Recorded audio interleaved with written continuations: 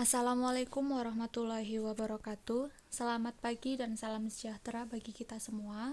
Kepada yang terhormat Direktur Alun Jawa Tengah, Bapak Riza Awal Novanto MPD, kepada yang terhormat Alun Jawa Tengah dan Alun Kabupaten Tegal, dan yang saya hormati peserta dialog literasi Rabu 26 Agustus 2020.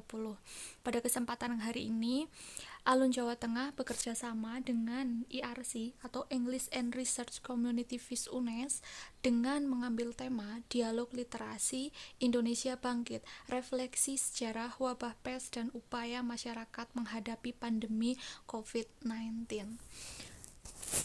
Rekan-rekan yang saya hormati, sebelumnya saya mohon maaf yang sebesar-besarnya karena saya tidak bisa menyampaikan materi secara langsung karena ada beberapa hal yang benar-benar terjadi di luar dugaan saya, sehingga saya bisa menyampaikan materi hari ini menggunakan record presentasi saya, dan saya minta maaf tidak bisa menampilkan video saya karena untuk mempersingkat pengiriman video kepada admin. Baik rekan-rekan yang saya hormati, untuk subtema pada pagi hari ini saya mengambil berkarya di tengah pandemi COVID-19. Perkenalkan, saya Imada Cahya Septianingsih, saya guru SMA Negeri 1 Bojong Kabupaten Tegal sekaligus koordinator daerah Alun Kabupaten Tegal serta divisi editing dan publikasi Alun Jawa Tengah. Rekan-rekan yang saya hormati, di tahun 2020 ini kita sudah memasuki era revolusi industri 4.0 yang artinya segala situasi, segala aktivitas itu benar-benar sangat tergantung dengan kemajuan teknologi.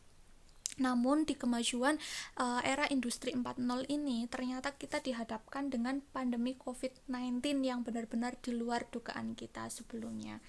Sehingga COVID-19 ini membutuhkan kita atau menuntut kita agar bisa terampil dalam menggunakan literasi digital, di mana literasi digital itu menuntut kita untuk menemukan sesuatu, kemudian menggunakan sesuatu, dan membuat sesuatu secara bijak.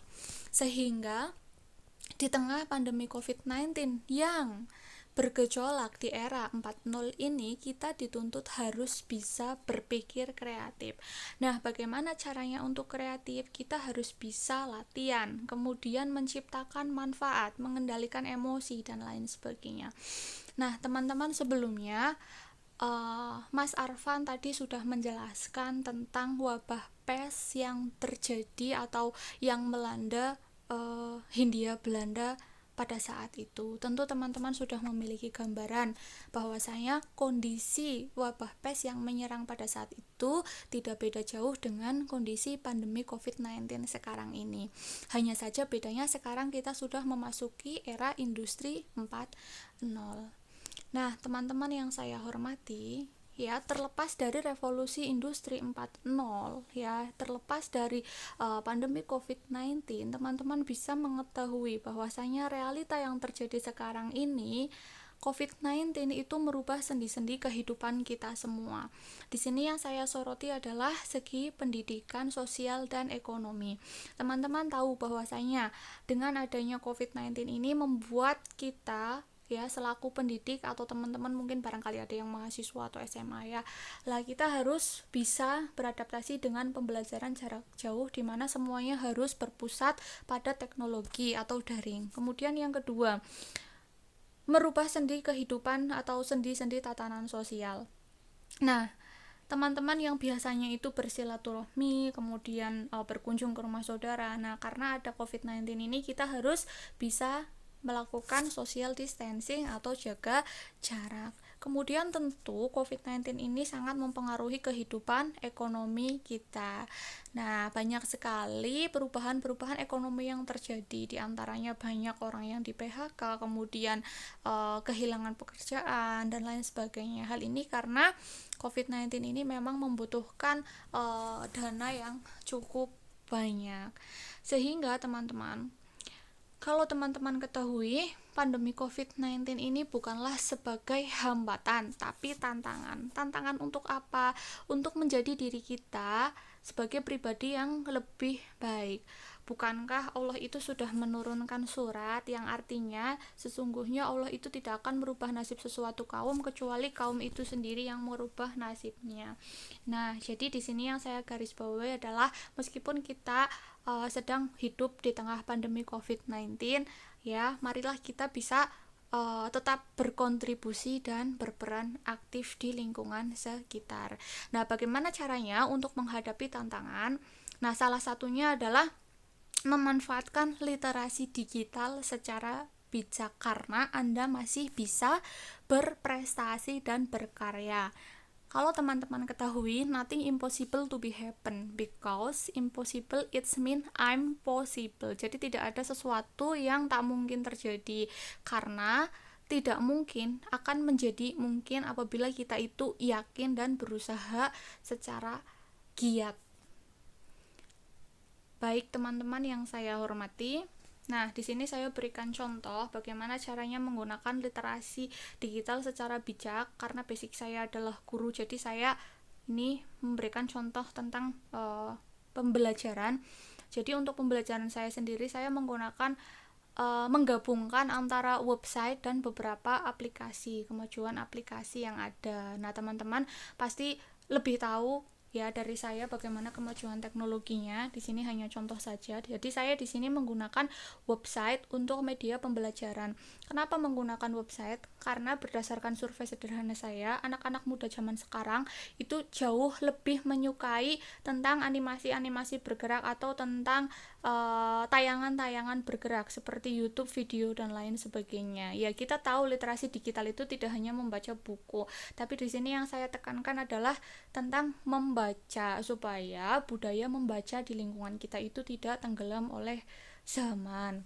Jadi saya menggunakan website. Nah, ini website yang saya gunakan itu websitenya Alun. Jadi di sini saya tampilkan tentang materi corak kehidupan manusia purba. Kemudian setelah itu saya berikan aplikasi Sway. Aplikasi Sway ini terdapat pada Microsoft 365 ya. Saya rasa teman-teman banyak yang sudah tahu tentang aplikasi ini. Nah, di dalam aplikasi Sway ini salah satu contoh tampilannya. Ini contoh tampilan aplikasi Sway. Nah, di dalam tampilan aplikasi Sway ini juga sudah ada videonya, bisa diinput video. Jadi Sway ini lebih kayak ke blog tapi bisa menyisipkan video dan tampilan-tampilannya lebih menarik. Jadi di sini saya sisipkan materi-materi untuk bisa anak-anak baca. Kemudian di sini ada beberapa komentar yang saya screenshot. Nah, ternyata dari komentar-komentarnya alhamdulillah positif dan banyak yang membaca. Dari mana saya tahu mereka bisa membaca? Karena setelah mereka membaca blog ini, saya berikan materi atau berikan soal latihan yang berhubungan dengan blog ini. Nah, kemudian nilainya juga alhamdulillah bagus-bagus ya, tugasnya juga bagus ya. Jadi itu membuktikan bahwasanya mereka banyak yang membaca. Kemudian yang selanjutnya di bidang sosial, kita itu kan dituntut harus social distancing. Nah, akibatnya kan tidak bisa bertemu keluarga. Kemudian agendanya tertunda dan lain sebagainya. Nah, hal ini tidak usah menjadi kerisauan kita karena kita bisa memanfaatkan media sosial. Contohnya kita bisa membuat webinar, kemudian membuat grup WhatsApp dan lain sebagainya, video call, diskusi lewat daring. Nah, itu saya rasa bisa meminimalisir waktu kita daripada kita harus keluar, mengeluarkan ongkos dan lain sebagainya. Sebetulnya itu sudah sangat membantu kita ya, tanpa kita sadari itu adalah hikmahnya. Kemudian di bagian ekonomi ya, ini data yang saya dapatkan, mohon maaf barangkali datanya untuk detik ini ternyata sudah berubah. Ini sebagai gambaran saja. Di sini saya tampilkan cuplikan 10 YouTuber di Indonesia yang berpenghasilan tinggi. Nah, kita bisa lihat ternyata artis-artis pun bisa beralih ke YouTuber ya. Kemudian kalau kalian tahu ya, di sini adalah penemu Facebook ya. Lah, beliau ini, Mark ini mendirikan Facebook dan dia itu ternyata dulu pernah di DO pada saat kuliah. Nah, tentu teman-teman tahu pemasukan Facebook itu seperti apa karena Facebook itu sudah sangat booming sekali ya, sehingga kekayaannya dia ini bisa mencapai 872,2 triliun. Nah, ini adalah salah satu contoh atau beberapa contoh menggunakan literasi digital secara baik ya. Kemudian ya, kita juga bisa mendirikan atau ikut organisasi-organisasi atau komunitas-komunitas sehingga kita bisa bertemu dengan orang-orang kreatif lainnya. Nah, di sini saya mengambil contoh tentang alun Jawa Tengah ya, yang mudah.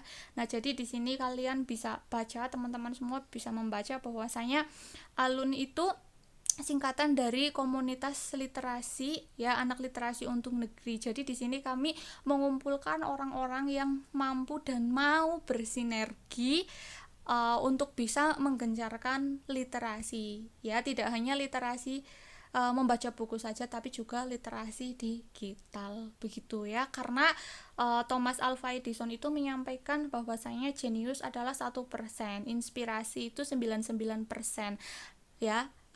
Jenius itu adalah 1% inspirasi dan 99% adalah kerja keras. Jadi dapat disimpulkan, apapun kondisinya, meskipun kita dalam kondisi pandemi COVID-19, kita harus bisa terus bekerja keras untuk meraih cita-cita kita semua, dan dengan memanfaatkan apa yang ada, sumber daya apa yang ada di hadapan kita. Begitu ya teman-teman semua, kiranya hanya itu yang dapat saya sampaikan. Selebihnya saya ucapkan terima kasih dan mohon maaf yang sebesar-besarnya atas segala kekurangan saya. Apabila ada pertanyaan nanti bisa disampaikan ke admin, insya Allah nanti saya akan menjawabnya. Terima kasih. Assalamualaikum warahmatullahi wabarakatuh.